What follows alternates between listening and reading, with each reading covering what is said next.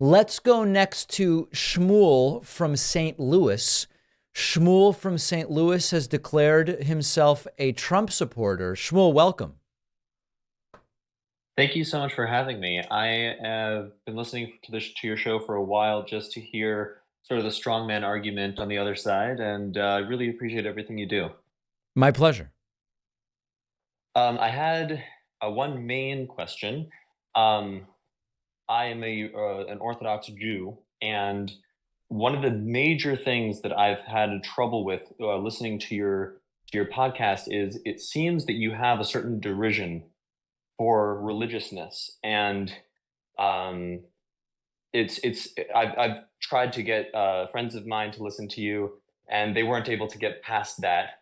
Um, what exactly is your position on people who are religious, and how would you how would you? Meaning, I definitely understand the idea of separating it from policy and things like that, but it doesn't make sense to me for somebody who has a worldview that's coming from a religious place to not have that affect their morals and their understanding of the way that they would want to create policy.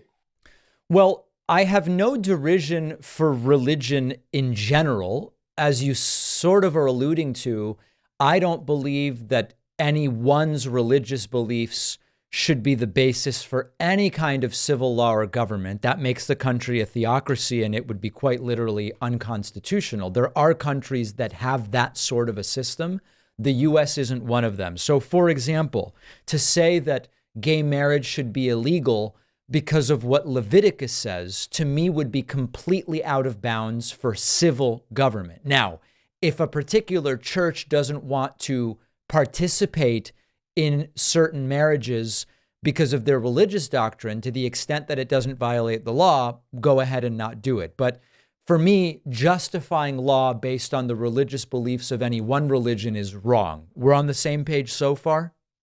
Any one religion, I agree, but let's say abortion, for example, is something that would definitely cross into the religious frame of reference. And so, for somebody who's not religious to come up with a scientific argument why it's totally fine, and then to look at somebody who's religious who's saying, well, that's murder, and say, well, you can't say that because that's coming from a religious place.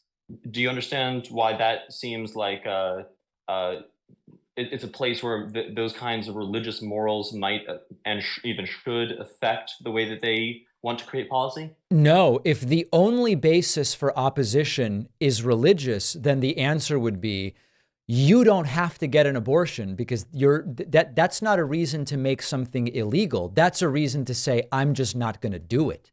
I completely disagree with you on that. And in fact, the question very quickly becomes which religion? There are large swaths of Judaism, include I'm Jewish, right, Shmuel? Yeah, of Yeah. course. Every Jewish movement I've ever associated with puts incredible priority on the life of the mother and is essentially pro-choice. Doesn't mean anyone has to have an abortion. It just means it should be available. So how would we value, should something be legal or illegal if my Judaism says one thing and your Judaism says something else? No, so I understand what you're saying, and I'm actually very much of the same opinion that those kinds of carve outs should and must be made. I think that having one specific religion dictate what exactly should happen or not, yes, I understand that doesn't make a lot of sense. But Okay.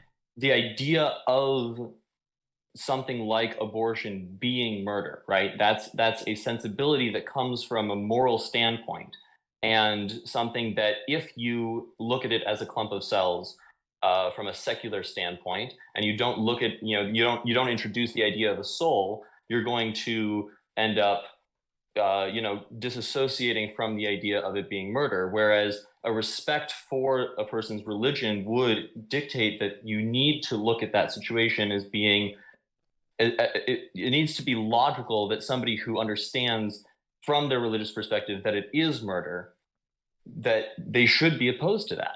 Right. But what I think we're disagreeing on here is I have no problem whatsoever with you setting it up and saying, Secular society might say abortion is not murder. Here's a religion that says it is murder. Here's a religion that says it isn't murder. That's great. All those perspectives exist. We have a constitution, and the constitution says if all you have is a religious reason for something being legal or illegal, it's not the foundation on which the United States bases its civil government. So this isn't even a question of my opinion, Shmuel. This is what the Constitution would say in the situation you're drawing up is, if we can't come up with some secular, empirical, or scientific reason for abortion to be illegal, then it's legal. But if your religion tells you that it's murder, you don't have to go and get one. That's the freedom we're talking about. And there's absolutely no conflict there at all. The only other alternative of what you're saying is that a religious view is imposed as the reason for civil law, which violates the Constitution. You could say, well, David, I disagree that that's what the Constitution should say. Great. There are other countries where religious law, rather than the Constitution, is the governing framework. But in the United States, it just is what it is. If you think it's murder, you shouldn't go and get an abortion. Okay, but all that considered, it would still be prudent to respect the fact that even if the sole basis for that position is not religion, that if it is driven by religion, that should not be put down, correct? No one's putting down. Listen, I agree with you if what you're saying is, if your religion teaches you that this is murder and you don't want to get an abortion or you don't want family members to get an abortion. I'm not talking about that's that. 100% your choice. I respect that completely. Sure, sure. I'm specifically talking about somebody who has the sensibility that it's murder from a religious perspective that then utilizes some secular argument to make that case. The fact that it's coming from a religious sentiment, yeah, even though it's backed up. Hello, Shmuel. Sorry, you cut out there. Listen, I think I know what you're getting at. If a religious person who believes abortion is murder wants to come forward and make a science or secular based argument against abortion, they should be listened to. I think that's what you're getting at. Yes, and just one other thing. You've said a lot about, and you've really stuck with Biden on the inflation rate coming down. I think that the big problem, and you actually did hold on a second, Shmuel. Wait a second. What do you mean I've stuck with Biden? I've reported on the inflation rate. Is that fair to say?